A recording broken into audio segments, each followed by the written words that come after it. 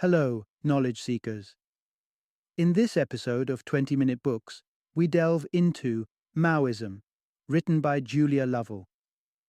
This comprehensive exploration seeks to unravel the far-reaching influence of Maoist principles, from its humble beginnings in the caves of northwest China to its profound impact on global revolutionary movements and political landscapes. We traverse through the terrains of the Indian jungles, the high Andean Sierra, and even visit the parks of California, where the Black Panthers honed their military strategies. Julia Lovell is an esteemed professor of modern Chinese history and literature at Birkbeck, University of London, and brings to this work her extensive knowledge of China and its cultural dynamics. Her credentials are anchored by an impressive body of work, including books like The Politics of Cultural Capital, The Great Wall, and The Opium War, complemented by insightful articles in high-profile publications like The Guardian and The Times. Maoism is a must-read for anyone intent on understanding the intricate history of China, followers of leftist political thought, and those captivated by historical movements that transcend national borders. The book paints a vivid picture of how ideologies can shape and redefine the actions and beliefs of millions, making it a crucial addition to the library of any history or political science enthusiast. Join us as we explore the ideology that changed the world in profound and enduring ways.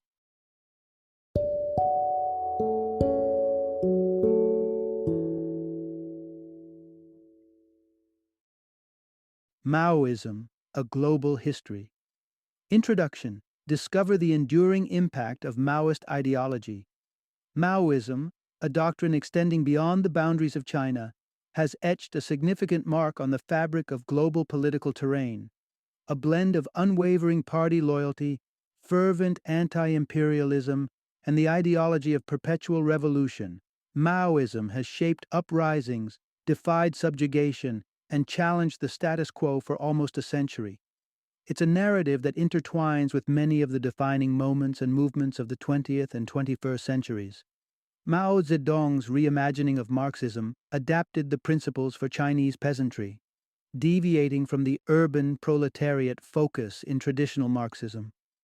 However, the essence of Maoism's resilience lies in its adaptability. Across the globe, Maoist principles have been selectively adopted by leaders and laborers alike, each tailoring the ideology to their unique struggles and aspirations. During the bipolar tension of the Cold War, Maoism emerged as a third-way beacon, starkly contrasting both Soviet communism and American capitalism. It offered a blueprint for independence and revolution that many nations and disenfranchised communities found appealing. And surprisingly, despite the dissolution of the Cold War's dichotomy, Maoism continues to fuel the flames of revolt and resistance.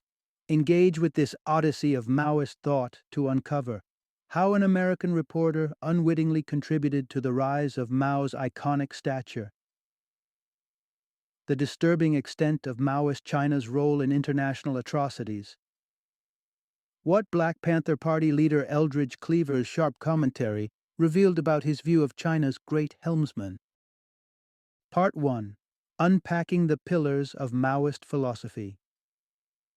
The incarnation of communism we attribute to the grand strategist Mao Zedong did not spring forth in a vacuum. It was born from the savage repression that the communists faced, starting with the Shanghai Massacre of 1927. That bloodbath had a profound impact on the communist movement, catalyzing the conclusion that an armed struggle was necessary. Mao and his adherents saw violence as a crucial tool. It was the hammer to forge a communist future. Fundamental tenets crystallized the essence of Maoism. At the core of Maoist thought lay the revolutionary potential of the rural peasantry, not the urban working class as traditionally highlighted by Marxist doctrine. The Chinese Communist Party, under Mao's vision, saw the countryside as fertile ground for sowing the seeds of communism, an approach that garnered the party unparalleled support among rural populations. Another initial hallmark of Maoism was its radical approach to gender equality, promoting women's liberation as a key component of the ideology.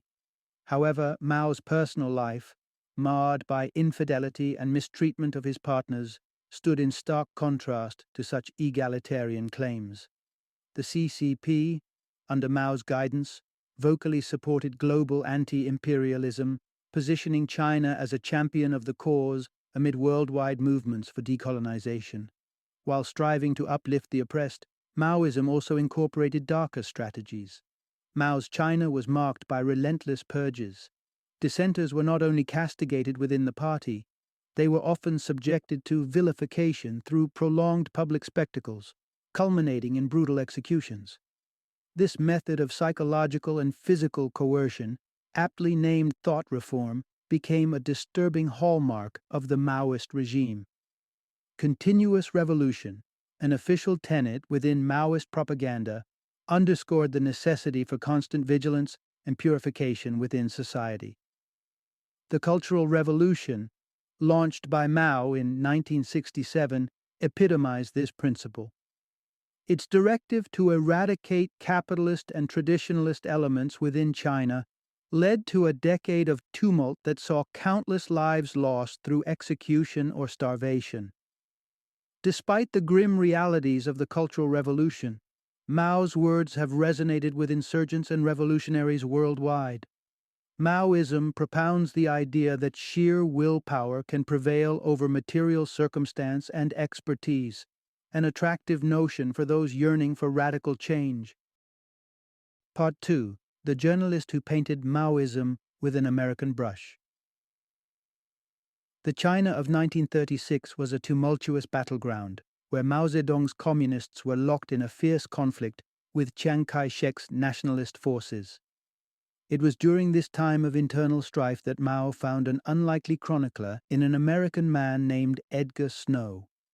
Once a regular copywriter who found his way to Shanghai, Snow transformed into a seasoned journalist, with an upcoming venture that would significantly shape the image of Maoism around the globe. It was a rough setting for Snow, who spent months sharing the cave shelters of the communist stronghold, noting narratives that would soon captivate the world. It resulted in the creation of Red Star over China, a book that would engrave Mao's image as a relatable pioneer, a dedicated nationalist, and a leader of great character. The publication was an instant international sensation, altering how Mao and his revolution were viewed worldwide.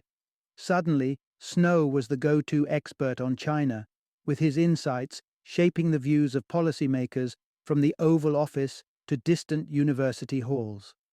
The book's Chinese translation inspired throngs of students to leave their academic paths and rally to Mao's hideouts. Globally, Red Star over China transcended language barriers and borders, mobilizing guerrilla fighters and revolutionaries across continents. Indeed, some argue the resonance of Snow's portrayal of Maoism eclipsed even that of Mao's own writings. However, the integrity of Snow's account is debated, tinted by the highly controlled environment he reported from and the extravagant hospitality he received. This warm reception would later serve as the prototype for foreign visitors, a calculated display to veil the grimmer facets of Mao's regime from the world's eye. Part 3. A rivalry that reshaped the communist landscape.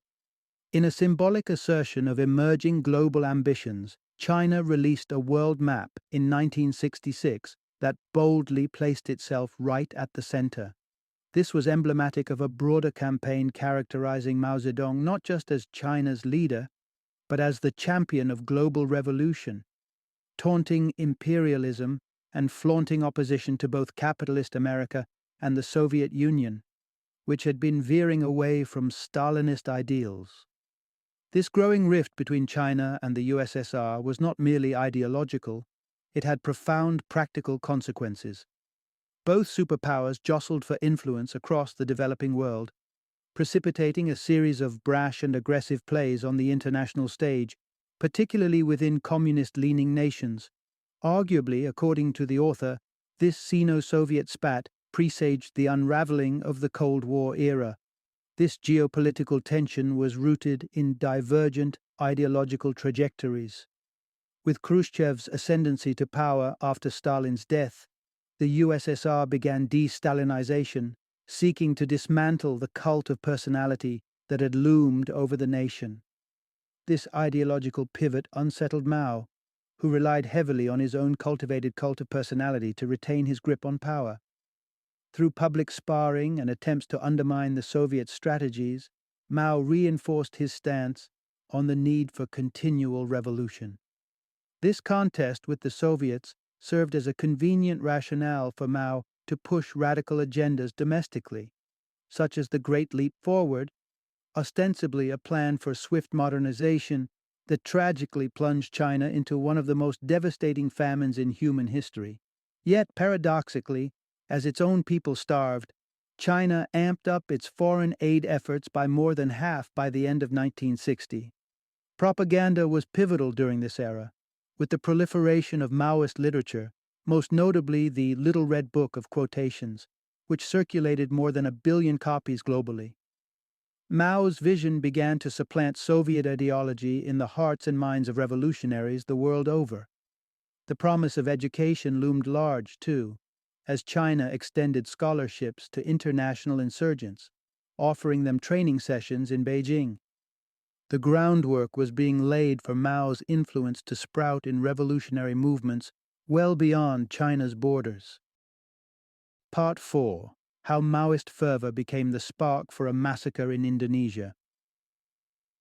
Post-colonial Indonesia was a nation etched with the scars of struggle, having writhed under the yoke of Dutch and then Japanese domination. The first president, Sukarno, was a paramount figure in the crusade for independence. By the late 1950s, he orchestrated a tense balancing act, maneuvering between the Indonesian Communist Party, PKI, and the military to maintain his grip on power. From 1965 to 1966, the country plunged into an abyss of horror as the military unleashed a campaign of extermination against the communists. The brutal purge eliminated over 500,000 lives, with a spectrum of repugnant tortures preceding execution. The West was complicit, as intelligence and monetary aid from the United States and the United Kingdom bolstered the military's capacity for slaughter. The PKI, infused with the spirit of Mao's ideological stance, increasingly voiced defiance against the military. Emboldened by Mao's advocacy for confrontation, the party surged ahead with activities echoing Maoist methods. Grassroots initiatives, empowerment of peasants, and proactive distribution of aid, all while receiving monetary backing from China's forthcoming coffers. However, rhetoric and bold gestures were not buttressed by military prowess. Mao's philosophy emphasized the triumph of human will over material conditions. Yet, without an armed wing, the PKI's provocation was akin to striking a hornet's nest with a stick. On the 1st of October in 1965, a coup attempt unfolded. A cadre of key generals was abducted and murdered under the darkness of night. The true architects of this coup remain shrouded in mystery, yet it's speculated, as per the author, that the PKI's fingerprints marked the attempt. What ensued was a swift and severe reaction from General Suharto, who attributed this act to the communists, thus launching a merciless extermination of perceived communist sympathizers. The coup attempt echoed Maoist bravado, a belief in victory through sheer willpower, yet lacked logistical diligence. Key military procedures like establishing communication networks were grossly neglected. In the turbulent wake, with cadres of PKI supporters and others extinguished, a fresh infusion of foreign capital surged into Indonesia, heralding a capitalist chapter defined by military dominion and weakened labor unions, an outcome tragically antithetical to communist ideals. Part 5. African Expeditions. China's Quest for Influence and a Diplomatic Triumph. Amid the fervor of the Great Leap Forward, China cast its gaze upon Africa, keen on forging bonds with burgeoning nations recently unshackled from colonial chains. Mao Zedong himself met with a slew of 111 African dignitaries in just the first half of 1960. The outreach quickly manifested into robust financial support, epitomized by China's colossal interest-free loan of $415 million to fund the Tanzam Railway. a rail link connecting Tanzania with Zambia's copper-rich regions. From 1950 to 1978, the Chinese deluge of over $24 billion in aid poured into Africa. Yet the lofty Maoist ambition to transplant its brand of governance was not met with the desired success. Despite the largesse, attempts at creating steadfast governance and allyship in recipients like Tanzania and Zambia faltered. Amid these efforts, one pivotal figure was Julius Nyerere of Tanzania. Known for his role in ensuring a non-violent transition from colonial rule, Nyerere embraced elements of Maoist ideology, intertwining anti-colonial rhetoric with socialist principles. Echoing Mao's focus on self-reliance, he even crafted his version of Mao's famed Little Red Book. Nyerere's introduction of Ujamaa, an African adaptation of collectivized politics, mirrored aspects of China's agricultural collectivization, with equally debilitating outcomes. Under this policy's guise, nationalizations, village collectives, and re-education camps emerged, but the result was rampant hardship, much like in China itself. Yet, despite such setbacks across the continent, including failed projects and political blunders from Algeria to Cameroon, China played a long game, driven by ulterior motives. One significant aspiration was to secure the United Nations seat held by the Republic of China government in Taiwan. Through deft diplomacy and leveraging its newly gained African allies, the People's Republic of China emerged victoriously in this UN debate in 1971. In the aftermath of Mao's departure in 1976, the Chinese political elite subtly redirected the drive toward economic development, downplaying the revolutionary zeal of Maoism. Still, Mao's ideological legacy would endure, its echoes resounding beyond the confines of China. Part 6. Mao's shadow over Southeast Asia's darkest chapters. The 1950s were marked by the pervasive influence of the domino theory in American political discourse, a belief that the fall of one Southeast Asian nation to communism could precipitate a cascade of similar shifts throughout the region. This theory, although flawed, led the United States into the quagmire of the Vietnam War, consuming countless lives and a mountain of wealth. It's less commonly known, but Maoist China held a similar view, seeing the Southeast Asian theater as ripe for revolutionary dominoes to fall. It was an era where neighbors eyed each other with suspicion, and a creeping dread of domination rippled through the region. China was a fervent supporter of the Vietnamese communists in their struggle against French colonial rule, channeling substantial aid into Ho Chi Minh's war chest. This didn't just mean scholarships and training.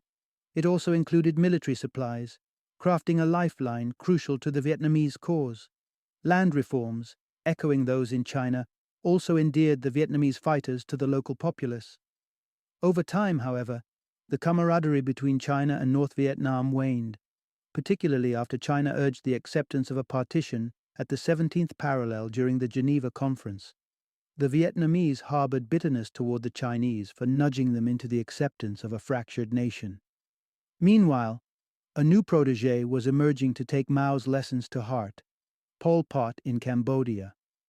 Pol Pot's Khmer Rouge, with a bloody rendition of Maoist collectivization, unleashed a genocide on its own people, a cruelty unlatched by Chinese financial sustenance amounting to an astronomical $1 billion.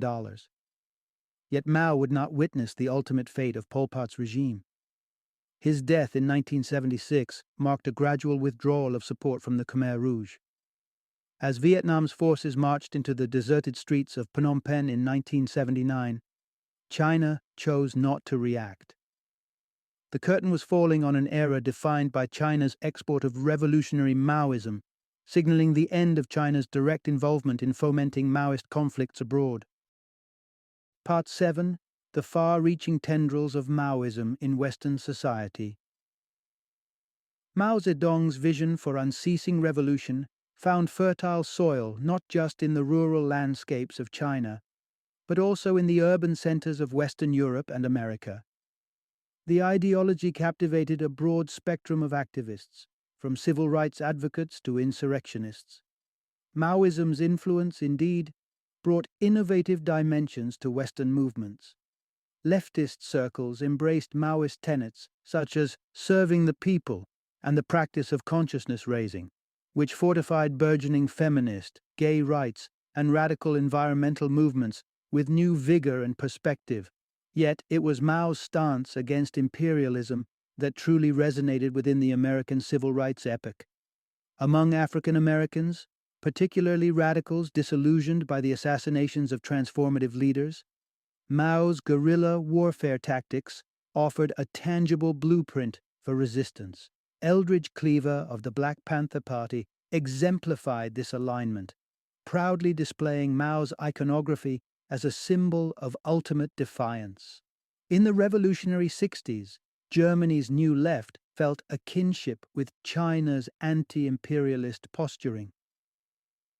Mao's Little Red Books became symbols of dissent, deployed in political theater as activists showered crowds from the heights of a war-ravaged church in West Berlin. Nonetheless, the extreme interpretation of Maoist violence eventually splintered Western leftist movements and sparked a backlash. Spectacles of terror, such as the Baader-Meinhof gang's notorious aircraft hijacking, turned public sentiment against radical leftism. This undercurrent of fear ultimately smoothed the path for neoliberal consolidation of power in the West during the 80s. Maoist thought also manifested in more nefarious forms. In London, the tale of Aravindan Balakrishnan's Workers' Institute of Marxism, Leninism, Mao Zedong thought descended into darkness. An ostensibly political commune morphed into a scene of prolonged captivity and psychological torment, all underpinned by Maoist indoctrination and techniques of self-criticism twisted into tools of abuse. The reach of Mao's ideas across continents and contexts is a testament to both the adaptability and the potential for distortion inherent in political ideologies when they travel beyond their original borders and intentions. Part 8. The Tragedy of Shining Path's War Against Peruvian Peasants. In the landscape of Latin America's dynamic political shifts, Peru endured a particularly harrowing encounter with Maoist insurgency. The 1980s heralded the rise of the Shining Path movement, led by philosophy professor Abimael Guzman.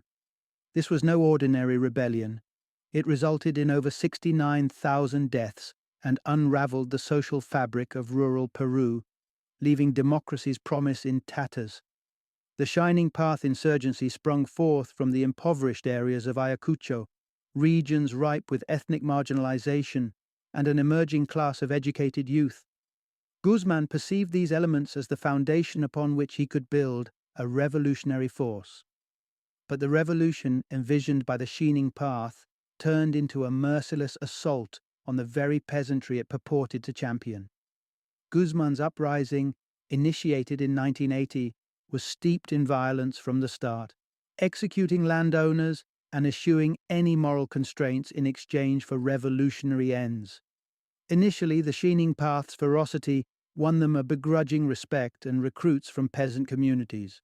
However, as the atrocities escalated, with enforced conscription, sexual slavery, and gruesome punishment for defectors, Guzman's movement alienated the masses it aimed to lead. Compounding the violence was the Peruvian state's ham-fisted response, which for years was marked by horrifyingly brutal tactics mirroring the Shining Path's own cruelty. By the early 90s, Shining Path's reach extended over half of Peru, signaling a nation teetering on the brink. Yet, amidst the chaos, a pivotal shift occurred in the government's strategy. The introduction of a nuanced counterterrorism initiative, prioritizing intelligence over indiscriminate force. Success came in September 1992 when a precision operation culminated in the capture of Guzman. However, Shining Path's existence and the long echo of its brutality remain. Today, the legacy of that conflict still casts a shadow, having empowered politicians to wield anti-terrorism as a tool to undermine democracy. Most tragically, it was the rural communities, the very demographic Maoist ideology claimed to support that disproportionately bore the brunt of the violence. In this violent chapter of Peruvian history, the Maoist goal of liberating the peasantry had, in a bitter twist, led to their greatest suffering. Part 9. Maoist Insurgency in India, a Rural Ordeal. The Dalai Lama's escape to Indian soil in 1959 formed just one thread of the complex tapestry defining Sino-Indian relations. A more ominous skein in this entwining has been Maoism's pervasive influence, which for the past 2 decades Indian officials have branded the gravest internal threat the nation faces. The Indian Maoist movement was catalyzed by a trio of forces: a radical splinter of the Communist Party of India, deep socio-economic strife, and the Chinese Communist Party's keenness to inspire a Maoist revolution in India. In the heart of India, the countryside once again stood as the stage for Maoist strife. It was 1962 when Maoism began to seep into the Indian consciousness, seizing upon resentment towards a government that fumbled land reforms, much to the advantage of landowners. By 1967, the embers of discontent ignited in Naxalbari, a rural outpost where a peasant rebellion sparked. Yet when authorities reclaimed the village, the ensuing violence fueled widespread militant communism among students and dispossessed urbanites, who became notorious as Naxalites. The Naxalites broke away from the mainline Communist Party, rebranding themselves as the Communist Party of India, Marxist-Leninist. Mao's personal welcome of these revolutionaries in Beijing underscored China's affinity with their cause. State crackdowns saw thousands jailed and tortured in the early 70s, cornering Naxalites into a strategic retreat.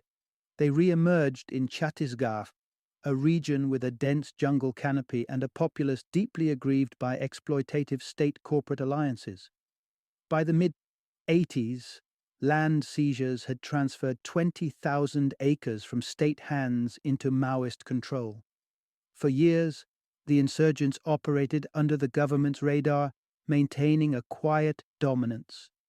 The turn of the millennium saw a shift as the state, lured by mining interests, dispatched forces to dismantle the Naxalite strongholds. The people of Chhattisgarh have been trapped in the crossfire of an onslaught, led by state-sanctioned forces, who wield terror tactics including rape and torture against suspected Maoist sympathizers.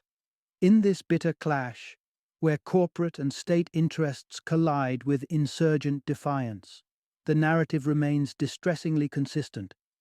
Rural populations, the putative beneficiaries of Maoist liberation, end up as the primary victims of a revolution that bears their name. Part 10. Xi Jinping's Leadership. Echoes of Mao's Approach. China's political journey post-Mao has zigzagged through periods of transformative change and a gradual shift away from Mao's stringent policies. Yet with the ascent of Xi Jinping, there has been a discernible pivot back towards a political culture reminiscent of the Mao era. After Mao's death in 1976, China embarked on a path of gradual privatization, dismantling the communes and even shredding the legacy of the Little Red Book. This phase aimed to grapple with and move beyond the tumultuous shadows of the Cultural Revolution and Great Leap Forward. However, today's China under Xi Jinping's helm has seen Mao's influence revived in a modern context. Xi's China has taken on renewed global assertiveness and reintroduced traditional Maoist practices of criticism and self-criticism sessions, and even established what resembles a personality cult. Most notably, the abolition of presidential term limits under Xi signals a shift toward potential lifelong leadership, mirroring the unbroken tenure of the chairman himself. Xi represents a contemporary version of Maoist leadership. The demoification was never total. A portrait of Mao still commands Tiananmen Square, and certain elements of his legacy were officially enshrined. Mao's iron grip on reacting to dissent is evident in the harrowing responses to protests, such as those in Tiananmen Square in 1989. Maoism started seeping back into the cultural fabric of China, with commerce seeing flashes of nostalgia through kitsch memorabilia and themed dining experiences. Neo-Maoist movements, vehement in their anti-imperialist stance and adulatory of Mao as a figure, posed a conundrum for the government, which had to balance between potentially stoking populist fires and maintaining its socialistic pretenses.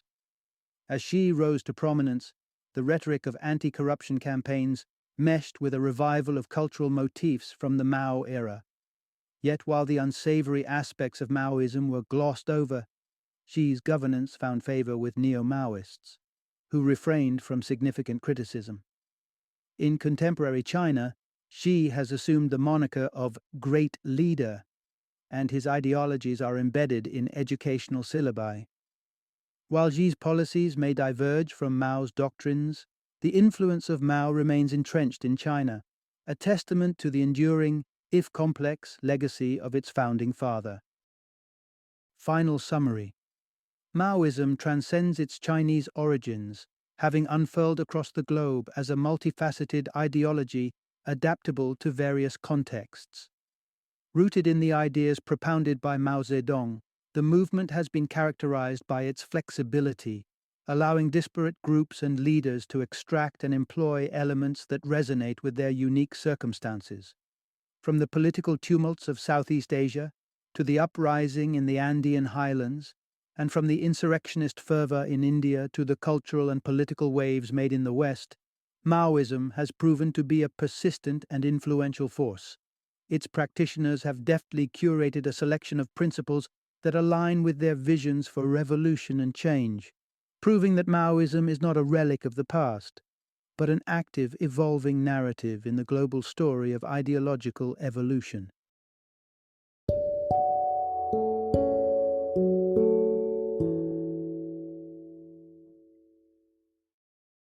Thank you for joining me today on this journey of learning and discovery as we explored the insights of another thought-provoking book in our growing library of knowledge. If you've enjoyed our time together, please take a moment to follow our podcast, give us a 5-star rating, and share 20-minute books with other knowledge seekers. Your support truly means a lot. Don't forget to join me again in the next episode, where we will delve into another enriching book. Until then, happy reading and happy listening.